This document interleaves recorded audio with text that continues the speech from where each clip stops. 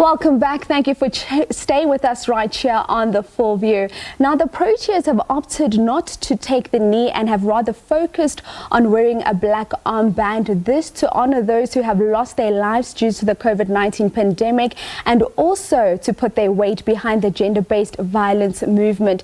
Now, to discuss this further with us tonight, we have Sunday Times journalist Khanyiso Twaku, and later we'll also be joined by activist Lawson Naidoo in terms of the discussion. Now, Khanyiso, I want to start with you in this conversation. So, Khanyiso, my first question to you is, we've recently seen the public identity reflection that cricket in South Africa has gone through. Now, what is your opinion on the conversations that this has led to? Good evening. Look, it's something that I'm failing to grasp, that the knee isn't taken. Considering the fact that England in particular were cognizant to the fact that, being the country that they were, that the mother country was a colonialist country, and it played a huge role in a lot of discrimination that took place in its former colonies. They were more than happy to acknowledge the Black Lives Matter movement. When you bring it down to a South African perspective, one just needs to look at the apartheid regime, and the role that it played in the discrimination of black people. I mean, the effects of apartheid still linger. They linger in economics, they linger in housing, they linger in sport, they linger everywhere. Like, everywhere you look, there are still remnants of apartheid. I mean, the South African spatial planning still reeks of apartheid. So the one thing that you would have wanted from a sporting team, especially cricket in particular, because cricket has a very testy relationship with discrimination. I mean, it is the one sport that felt the full brunt of apartheid isolation. I mean, they didn't play in international cricket from 1970 until 1991 because of the apartheid regime. And so, I mean, it's had its own issues with regards to the Black Lives Matter movement through the winter. So one would have thought that outside of the 3TC game that took place on July 18, that the first international back, that movement would be respected. Granted that the South African Black Lives Matter context is not just limited to cricket, not to cricket in particular, but just violence against black people. You need to understand that, and the past in particular, there is a war being waged against women in South Africa, by men in particular. There is a war being waged on children. There is gang violence that is acutely affecting black people. So one, the idea that gender-based violence will be observed, yes, but the context of Black Lives Matter is not just limited to the subjugation of black people. It's also the matter of the daily violence that the black body experiences, and the black female body that experiences violence. So I think, again, the education, the contextual education of Black Lives Matter in a South African perspective needs to be fully addressed and fully understood by those who feel that other lives matter. Yes, all lives matter, that we cannot dispute. Yes. But however, though, when you look at the South African context in particular, Black Lives Matter isn't just about discrimination. It's about acknowledging and understanding that the effects of apartheid still linger, and there are also sectors of black society that are suffering immensely in South Africa. Yes. You've touched on a number of items that make me want to bring Lawson now into the discussion, who is an activist. Lawson, let's talk about them saying no, they want to now support this gender-based violence movement, as well as honor those that have lost their lives to COVID-19. Surely they could have done all of this and also still take the knee. Was there a need to choose between these very important movements? Good evening. No, I would agree with you. I don't think there was a need to choose between them. I think it dilutes the impact of taking the knee. When the Black Lives Matter movement resonated globally in the middle of this year, in the aftermath of what had happened in the United States, English players took the knee in the series that they played there. It was a message that really resonated with cricket in South Africa. Lungi Ngidi spoke out very passionately about it. Other black cricketers came out and spoke about their experiences. Makaya Ntini, Ashwell Prince, a whole range of other players, former players, current players, coaches, umpires, talking about the discrimination that still exists within South African cricket. So it's a message that really resonated here. There were huge debates about it. And as Khanyiso says, this is the first opportunity that the Proteas, as the national cricket side, are playing since the onset of the pandemic in March. And this is an opportunity to show solidarity with that global movement, to recognize the injustice that still exists in South Africa, the racism that still exists within cricket and other sports in South Africa. And yes, those that lost their lives during the pandemic is something that as a nation we have to mourn and grieve for. We have to roll up our sleeves and do far more to combat gender-based violence and violence against children. There's a whole range of issues in a crime-ridden society like ours that we need to address. But I think this is a missed opportunity by Cricket South Africa not to encourage the players to take the knee in the series against England, a country, as Khanyiso said, which has a history of colonialism, where taking the knee has become something of great importance. We still see it week in and week out in the English Premier League, football players taking the knee before every game. So this is something that I think it's not a one-off thing. It's a message that needs to be reinforced time and time again. And by not taking the knee, I think this is a missed opportunity. It's saying that this is a matter that we can deal with some other time. I don't think it is. I think it's a pressing issue for South African cricket to deal with.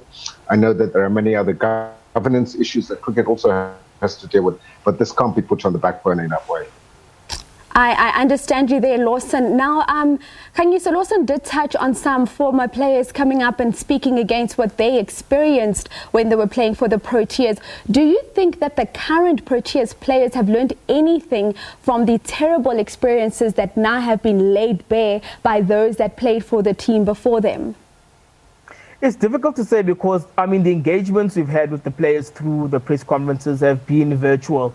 So they don't always quite give us the opportunity to actually be able to ask deeply in terms of how they've been affected by the system. Are they still affected by the system? Has the system become better since a certain number of players, as Lawson correctly alluded to, were dealt a bad card by the system? But you look at it this way, that redress isn't an event. It is a process. And what people tend to miss is that racism and apartheid wasn't just an event. It was a process. It was a process that would have started through the Glenn Grey Act and the number of acts that came in through that dispossessed black people of their land, that dispossessed black people of a lot of things. By the time the Group Areas Act came around, the Group Areas Act plays a very particular role in the allocation of sports resources. And that is an effect that is felt to this day, because a lot of people will come and say that there are certain areas of black South Africa that don't have cricketing resources because cricket material is too expensive. But where do we then take that back to? You have to go back to the Separate Amenities Act. You have to go back to the Group Areas Act, because there were certain tracts of land that weren't available to black people in order to pursue a very land-intensive sport like cricket. So, a Black Lives Matter movement doesn't just sit down and say that, we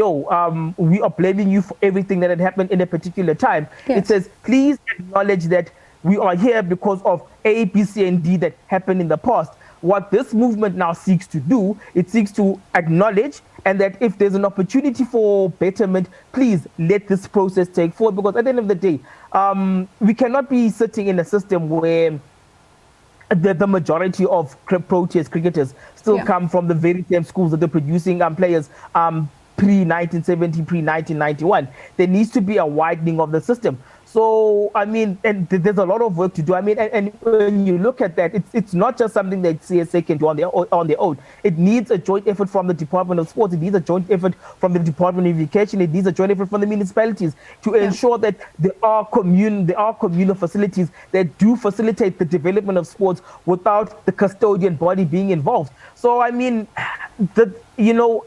is true that it is a missed opportunity in that the acknowledgement needs to be there, especially with the kind of cost South African sports has, with discrimination in particular. Yes.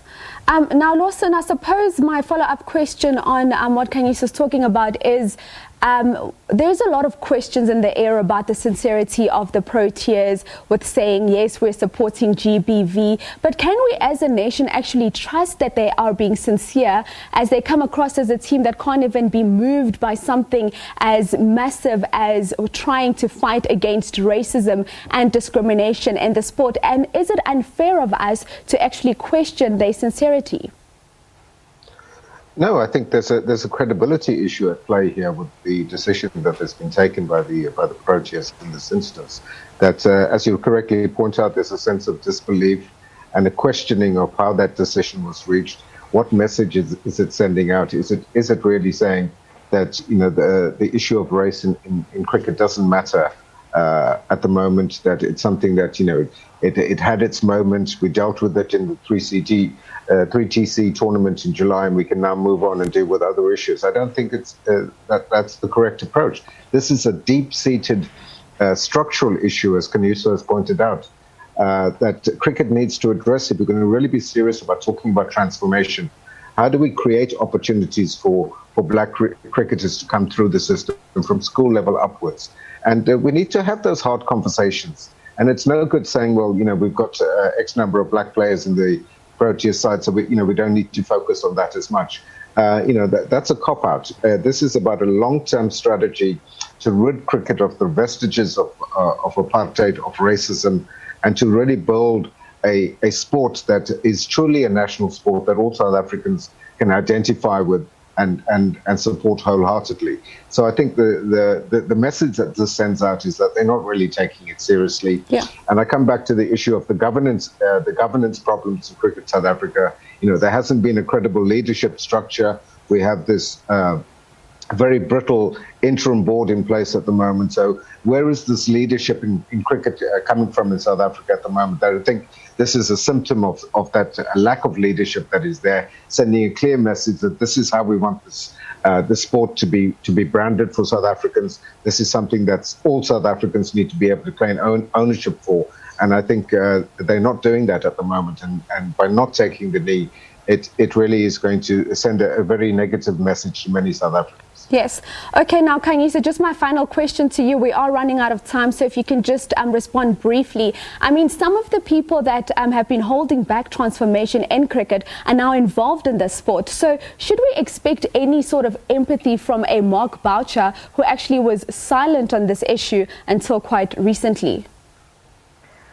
It's a very tricky one in that when you're in his position, you need to be able to speak out. You need to have a voice, and that silence was deafening. I mean, if you look at Justin Langer in particular, Justin Langer, the Australian coach, has been vocal about the stance that Australia needs to take in acknowledging Australia's First Nations and the fact that they were severely discriminated against in the nation. So, I mean, that silence spoke volumes in that being a leader of because a team is an organization, and being a leader of an organization, you need to be seen to taking a stand, especially in socio-economic matters, because if there's one thing that we conflate is that people say that politics and sports don't mix. But if you take it back to what happened with Krom Hendricks in 1894 with William Milton, sports and politics have always been bedfellows. It will never change. It was like that in the past, to be like that in the present, it will be like that in the future. So if the reasoning was that we do not want to mix politics with sport, then as Michael Holding had actually pointed out at the start of the West Indies in England series, that there needs to be a thorough re-education of the different aspects of racism and how they've affected specific countries. Gentlemen, thank you so much for talking us tonight here on Sports on the Full View. These conversations are important, and we hope that it won't end with just conversations, but it'll start moving into action. Have yourselves a good evening further.